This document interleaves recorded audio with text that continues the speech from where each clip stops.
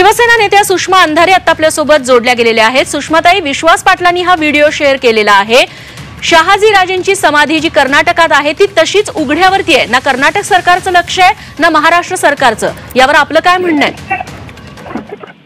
महाराष्ट्राचा किंबहुना हे राष्ट्र ज्या आयकॉन्सवर आधारलेलं आहे त्या सगळ्याच आदर्शांचा पूर्ण मान सन्मान राखला जावा आणि ती शासनाची पूर्णतः जबाबदारी आहे।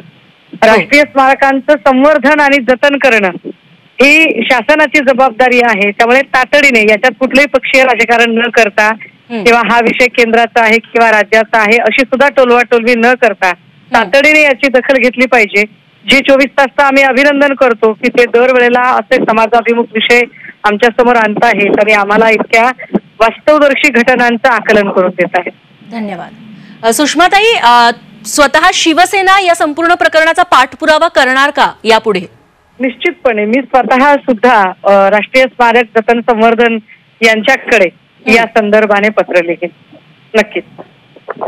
निश्चित। सुषमाताई, त्यासोबतच महाराष्ट्र सरकारनं या समाधीबाबत आता काय पावलं उचलायला हवीत असं आपल्याला वाटतंय?